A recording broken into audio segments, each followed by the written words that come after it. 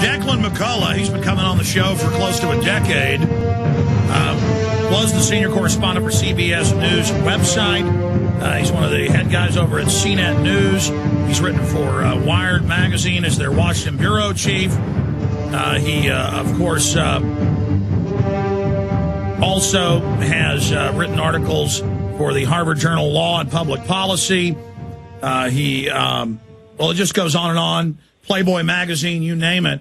And he's one of the leading experts on the full spectrum of what's happening with the internet, surveillance, cybersecurity, shutdowns of websites like Cryptome, all these calls for censorship that are going on. And he's been fighting it. So we're really honored to have him with us for the next 40 minutes or so. We're going to have Jason Burmis at the 33 After pop in briefly with the actual cybersecurity House bill that passed to go over some of the subsections with Declan McCullagh for all the PrisonPlanet.tv viewers and, of course, the radio listeners. Declan, it's great to have you here with us.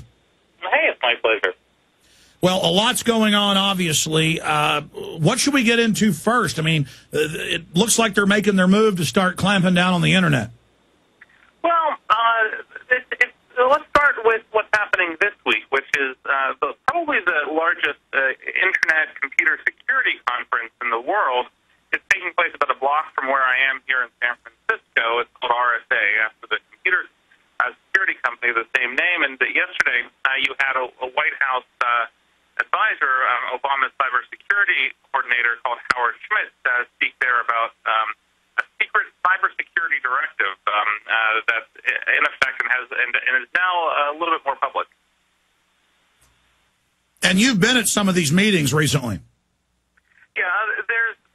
Well, let me talk about yesterday's speech. This is Howard Schmidt, who's the White House cybersecurity coordinator, and the background is that 2 years ago, President Bush signed a secret cybersecurity directive. It's known as NSPD 54 for National Security Presidential Directive 54.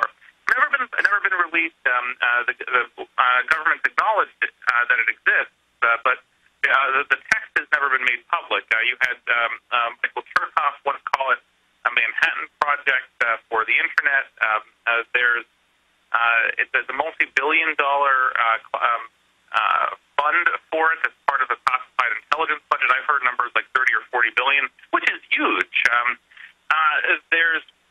And also one component of it is a network monitoring component called Einstein, which is aimed at monitoring people who go to federal government websites, but there have been concerns about how far that monitoring by the Einstein program goes, and also whether that would be expanded to the private sector websites. Well, remember the Cash for Clunkers program. You would go to the Cash for Clunkers program, and there'd be a message: the federal government has taken over your computer. It is now owned by them. We are tracking everything you're doing. I mean, that really freaked people out. You do have a good memory for that. That didn't even come to mind this time around. But yeah, there's what happened is that the government said, "Oh, this is just this is a problem. We won't do this again." But there's the interesting thing about this is that yesterday, if you go to whitehouse.gov/cybersecurity, you'll see a 3-page or 5-page summary of this secret Bush-era directive. And the summary says that Obama basically supports what President Bush is doing on cybersecurity. So this is not something that's different between the administrations. And that's not a surprise. He's basically continued everything Bush has done. There's not a whole lot of daylight between them on many issues. There's bailouts, terrorism, and so on. But on cybersecurity, the interesting thing is that it's 12 points.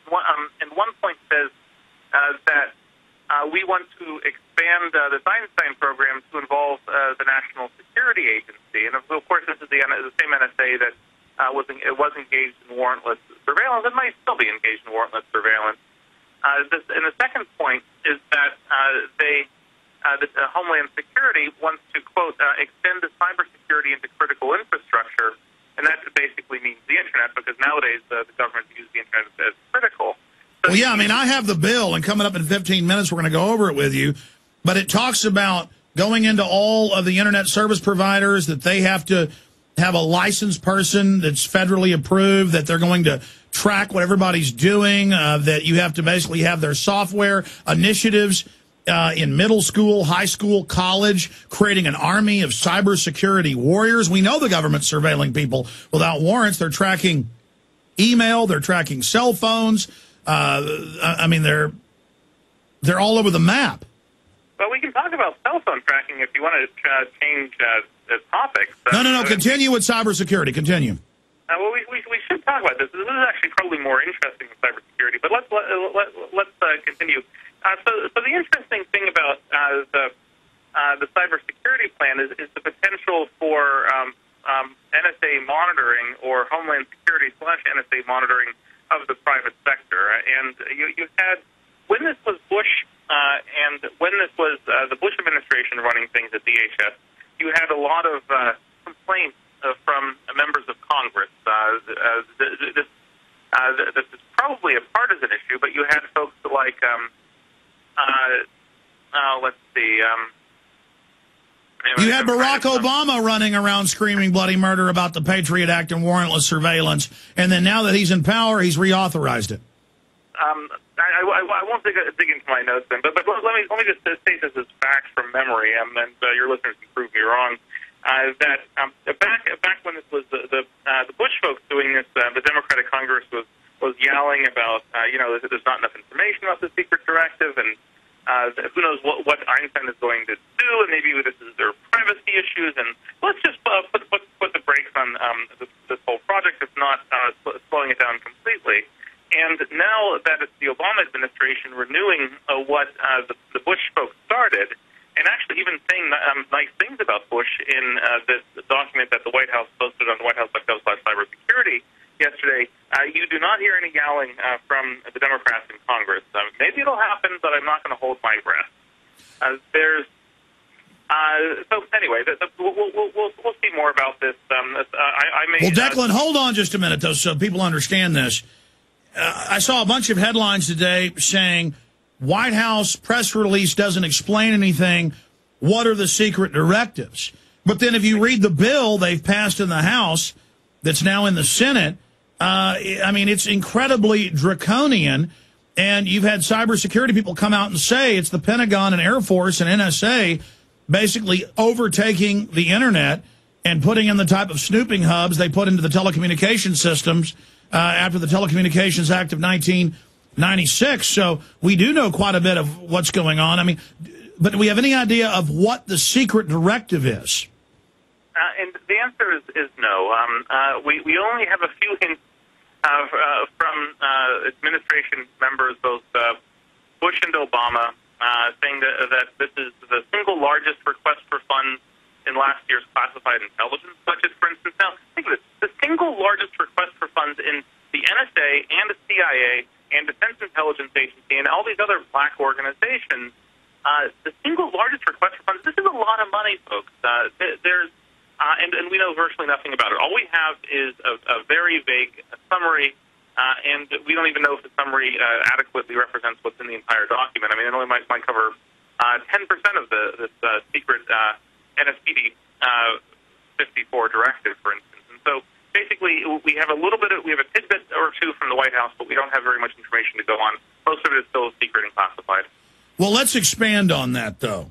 The biggest classified funding request they put out in the last year.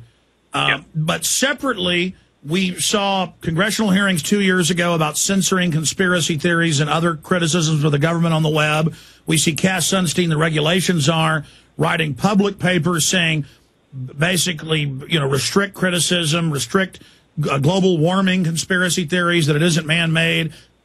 ClimateGate's a conspiracy theory, even when it's admitted. And he talks about cyber armies out posing as alternative media to cause infighting, COINTELPRO type stuff. So I mean, we know they've got CENTCOM and others out blogging and writing their own reports and encountering, quote, disinformation on the web. So I think a lot of evidence points towards this is massive funding, not just for the snooping and control grid, but also as a way to put more boots on the ground in cyberspace, pushing the establishment line. It could be. And this is the problem. I mean, look, if you're going to defend the federal government networks, I mean, what this means is it's the same thing that they, Google.com or Yahoo.com have to deal with all the time. People trying to break into the servers and read your Gmail or Yahoo mail. And you don't need to make how you defend against that secret. It doesn't have to be classified. It doesn't have to be the single largest request for funds in last year's classified intelligence budget. It's a bit of a mystery about where exactly these tens of billions of dollars are being spent on. I mean, NASA's budget, by comparison, is only about $6 billion a year, and NASA does a lot with that. Maybe five. But, separately, I mean, we have the secret copyright treaty that was leaked a few months ago.